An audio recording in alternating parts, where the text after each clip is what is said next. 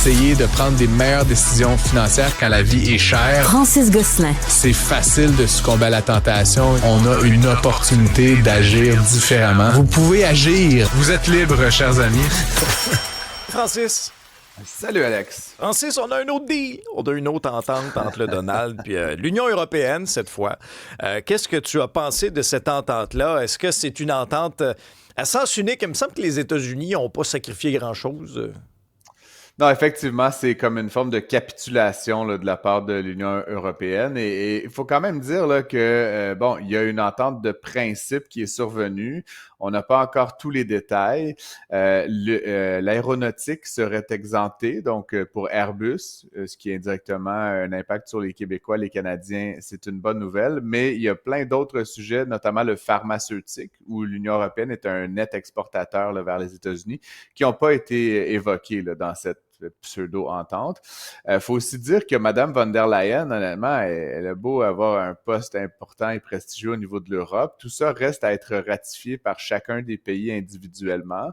On sait que déjà, là, dans la posture de négociation, avant qu'on en arrive à cette entente, les pays ne s'entendaient pas. Hein. Certains, comme l'Espagne et la France, avaient une posture beaucoup plus féroce, là, on va dire, là, par rapport aux États-Unis et M. Trump, alors que d'autres étaient un petit peu plus, là, bon, marchaient sur des œufs, justement, pour ne pas, pour éviter le pire, là, essentiellement.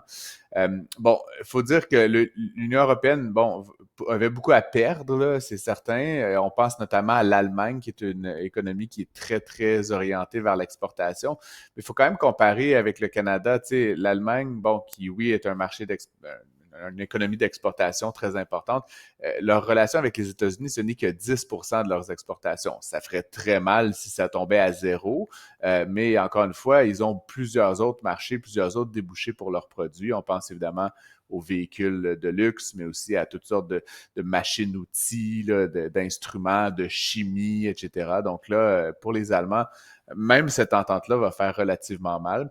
Puis il ne faut pas oublier qu'en plus, l'euro a beaucoup augmenté par rapport au dollar US depuis l'arrivée de Donald Trump. Donc, s'ajoute aux 15% de tarifs une dépréciation du dollar d'environ 10%, si bien que ta BMW ou Porsche ou en tout cas Mercedes ou même Volkswagen, etc., vont maintenant coûter presque 25% plus cher, là, Alex, pour les consommateurs américains. Est-ce que tu t'attends à ce que ce soit une espèce de base de négociation, c'est-à-dire, OK, il y a eu cette entente-là avec l'Union européenne. Là, on entre dans le dernier droit des négociations entre les États-Unis et le Canada. Est-ce que ça va être ça un peu la nouvelle normalité? Tu sais, tu as un tarif d'à peu près 10-15% si tu veux faire affaire aux États-Unis, puis c'est ça, puis c'est tout. Puis, tu sais, sinon, arrange-toi. Est-ce que tu penses, est-ce que tu t'attends à une réelle entente d'ici la fin de la semaine avec le Canada, toi? Comme je l'ai dit souvent, là, puis je sais que ça déplaît à certains qui veulent voir plusieurs tares là, dans Mark Carney, mais pour moi, une entente commerciale, c'est pas quelque chose qui se négocie avec le couteau sur la gorge. Donc, que ce soit, je comprends là, qu'on a donné la date là, symbolique du 1er août, mais avant, c'était une autre date, là, le G7. Là. À la limite, pour moi, comme économiste, ça n'a aucune importance. On fait une entente commerciale, on prend le temps de bien la négocier, elle est prête quand elle est prête. Ces deadlines-là, ces échéanciers-là sont des créations de l'esprit un peu tordu de Donald Trump, puis pour moi, n'ont pas beaucoup d'importance. Maintenant, en relation à ta question, il faut dire, je pense pas qu'à long terme, les États-Unis vont continuer d'exiger ce type de tarif-là. Donc, M. Trump est sur une lancée là, assez destructrice.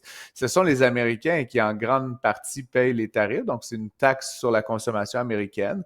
Dans le cas où il y a des substituts, tant mieux, ils peuvent se tourner vers d'autres produits fabriqués localement. Mais entre toi et moi, Alex, je veux dire, j'aime bien les voitures américaines, mais c'est pas tout à fait comparable. Là. On compare pas des pommes avec des pommes dans plusieurs cas. Donc, on va voir. Puis en protégeant le marché américain, comme le fait Donald Trump, il s'assure surtout que le marché, les producteurs, les manufacturiers américains ne soient plus exposés à la concurrence. Donc, c'est-à-dire, ils n'ont plus d'incitatifs à innover, ils sont plus poussés à couper dans leurs coûts. On voit même dans certains cas des entreprises locales qui augmentent leurs coûts juste parce qu'elles peuvent. C'est sûr que si ta Volkswagen est 25% plus chère, ben ta GM, tu peux l'augmenter de 5 ou 10%. Elle reste une bonne affaire. Donc, tout ça va amener les manufacturiers américains à être beaucoup moins concurrentiels sur les marchés internationaux. Donc, tout ça pour dire que est-ce que le Canada va atterrir à peu près à la même place? Je sais pas. Le Mexique n'a pas d'entente non plus. C'est quand même une économie qui a été à une époque très intégrée, là, l'ensemble du territoire. Peut-être que oui, peut-être que non. Je vois mal comment Donald Trump pourrait, se priver complètement de l'énergie, de la potasse, du pétrole, de la capacité manufacturière canadienne.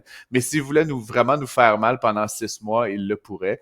Je sais pas ce qu'il a à gagner dans tout ça. Puis c'est sûr que derrière les portes closes, il y a beaucoup d'Américains qui, encore à ce jour, puis encore avec cette entente sur l'Union européenne hier, comprennent pas ce qui se passe. Là. Je veux dire, on impose on taxe les Américains.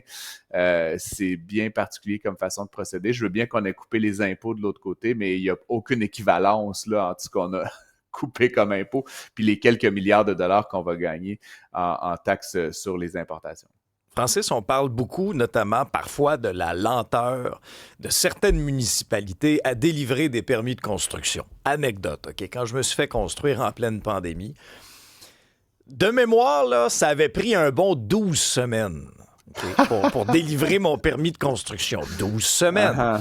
Et là, je lis, Drummondville, 14 jours, 2 semaines, c'est réglé. Est-ce que tu t'attends à ce qu'il y ait un Eldorado de la construction immobilière à Drummondville? Ben écoute, déjà depuis 2011, là, l'année du recensement, là, la population de Drummondville a augmenté 2 fois plus rapidement que la population de Montréal. Bon, tu me diras, ils ont du terrain, puis c'est moins grand, moins compliqué peut-être, mais ça reste qu'il y a une augmentation de 25% de la population contre environ 12% pour la grande région de Montréal. Ça veut dire que ça va très bien dans cette région-là. Puis un des facteurs explicatifs, ben c'est l'abordabilité du logement. Hein. Écoute, la valeur d'une propriété moyenne à Drummondville est 266 000 $. Je lisais récemment qu'au Québec, en moyenne, sur l'ensemble du territoire, on était plutôt autour de 500. Là, tu sais, on était à moitié de la moyenne nationale. Puis donc, en plus de ça, comme tu le dis, ben, pour les développeurs, autant que pour les gens comme toi puis moi qui veulent faire des rénovations, les permis émis en 13 jours avec un urbanisme simplifié. Écoute, tu veux une tranche de vie? J'essaie de me faire mettre une piscine dans ma nouvelle maison de Saint-Lambert. Pour faire une demande de permis, déjà, il faut que je sois propriétaire. Donc là, ça fait 5 mois que j'ai fait mon offre d'achat, mais je dois attendre de passer au notaire. Ensuite, il me faut un plan signé par un arpenteur qui va prendre 2 semaines, qui va l'envoyer à la ville, qui va prendre 6 semaines. Ensuite, c'est comme l'été tout va ça être pour fini. Une piscine dans la cour. Ben oui, mais je me suis commandé une pâte aux joueurs sur Internet hier.